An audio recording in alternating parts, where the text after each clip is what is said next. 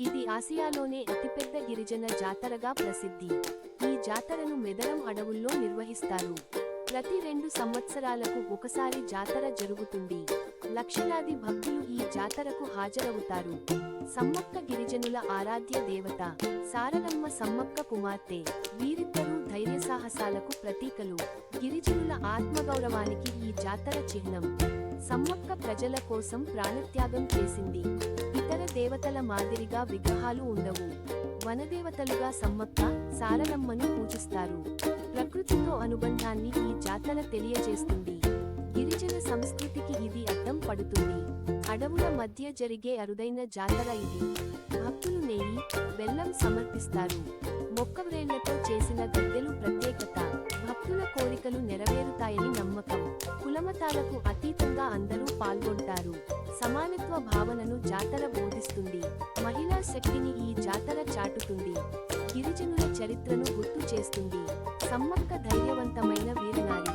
సారలమ్మ తల్లి అడుగుజాడల్లో నడిచింది. ఈ జాతర జానపద సంప్రదాయాలకు నిలయం.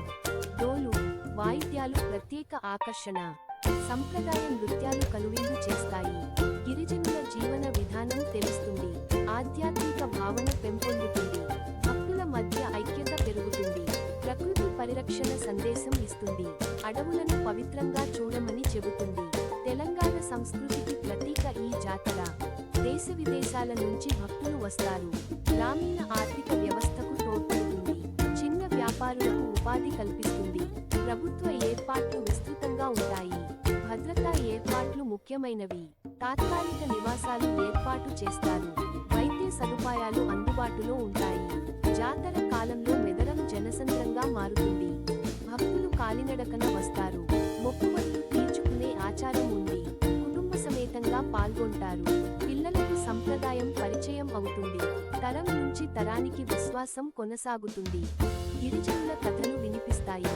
జాతర ద్వారా చరిత్ర బతికి ఉంటుంది. సమ్మక్కను అడవిలోనే దర్శిస్తారు. ఆలయ సంస్కృతికి భిన్నంగా ఉంటుంది. ఇది ప్రత్యేక ఆధ్యాత్మిక అనుభూతి.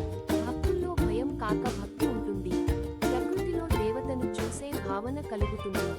ఆడవారికి ప్రత్యేక గౌరవం ఇస్తుంది. మహిళా సాధికారతకు సంకేతం. గిరిజన వీరత్వాన్ని స్మరింపజేస్తుంది. సమ్మక్క కథ స్ఫూర్తినిస్తుంది. త్యాగానికి ప్రతీకగా నిలుస్తుంది. అన్యాయానికి ఎదురు నిలిచిన కథ ఇది. స్వేచ్ఛా భావనను బోధిస్తుంది. తెలంగాణ చరిత్రలో ముఖ్య ఘట్టం. జానపద గేయాలు ప్రసిద్ధి. పాటల ద్వారా కథలు చెబుతారు. భక్తులు దీక్షతో వస్తారు. మద్యం, మాంసాహారం నిషేధం ఉంటుంది. శుభ్రతకు ప్రాధాన్యం ఇస్తారు. సామూహిక ప్రార్థనలు జరుగుతాయి. భక్తుల్లో ఓర్పు పెరుగుతుంది. కష్టాలను తట్టుకునే శక్తి ఇస్తుంది. గిరిజన సంప్రదాయాలకు గౌరవం పెరుగుతుంది. ఈ జాతర ప్రపంచ ప్రసిద్ధి పొందింది. పర్యాటక రంగానికి దోహదం చేస్తుంది. విదేశీ పరిశోధకుల ఆసక్తి కలిగిస్తుంది. సంస్కృతి అధ్యయనానికి కేంద్రం. సమ్మక్క, సారలమ్మ పేర్లు అమరమైనవి. ప్రజల మనసుల్లో నిలిచిపోయాయి. ఈ జాతర విశ్వాసానికి ప్రతీక. భక్తి, ధైర్యం మేళవింపు. ప్రకృతితో మమేకం అవుతుంది. మానవత్వ విలువలు నేర్పిస్తుంది. దానధర్మాలకు ప్రోత్సాహం. పేదలకు అన్నదానం జరుగుతుంది. సేవాభావం పెరుగుతుంది. సమాజంలో సహకారం పెరుగుతుంది. సంప్రదాయం నిలిచిపోతుంది. ఆధునికత మధ్యలో సంస్కృతి రక్షణ. యువతకు చరిత్ర పరిచయం. గిరిజనుల గౌరవం పెరుగుతుంది. రాష్ట్ర గుర్తింపుకు తోడ్పడుతుంది. తెలంగాణ ఆత్మకు ప్రతిరూపం. సమ్మక్క సాహసం ఆదర్శం. సారలమ్మ భక్తి ప్రేరణ. ఈ జాతర కాలాతీతం. తరతరాలకు నిలిచే పండుగ. సమ్మక్క, సారలమ్మ జాతర ప్రాముఖ్యత. తెలంగాణ రాష్ట్రానికి గర్వకారణమైన, ఆసియా ఖండంలోనే అతిపెద్ద గిరిజన జాతరగా ప్రసిద్ధి చెందినది సమ్మక్క, సారలమ్మ జాతర.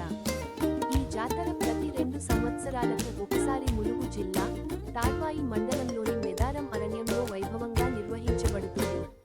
ఇది కేవలం ఒక మతపరమైన ఉత్సవం మాత్రమే కాదు. గిరిజనుల ఆత్మగౌరవానికి, ధైర్యానికి, త్యాగానికి ప్రతీకగా నిలిచిన మహత్తర ఉద్యమ స్మృతి. సమ్మక్క, సారలమ్మల చరిత్రలో నిజమైన వ్యక్తులు.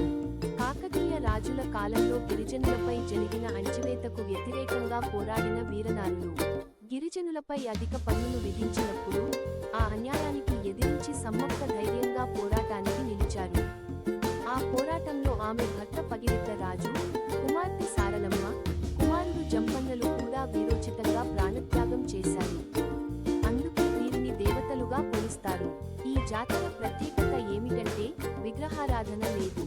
గిరిజన సంప్రదాయం ప్రకారం సమ్మక్కను చిలకరాయి, బండ రూపంలో, సారలమ్మను కుంకుమబులినే రూపంలో పూజిస్తారు. ఇది ప్రకృతితో మమేకమై జీవించే గిరిజన సంస్కృతికి నిదర్శనం. అడవి ఆలయం, ప్రకృతి దేవుడు అనే భావన ఈ జాతరలో స్పష్టంగా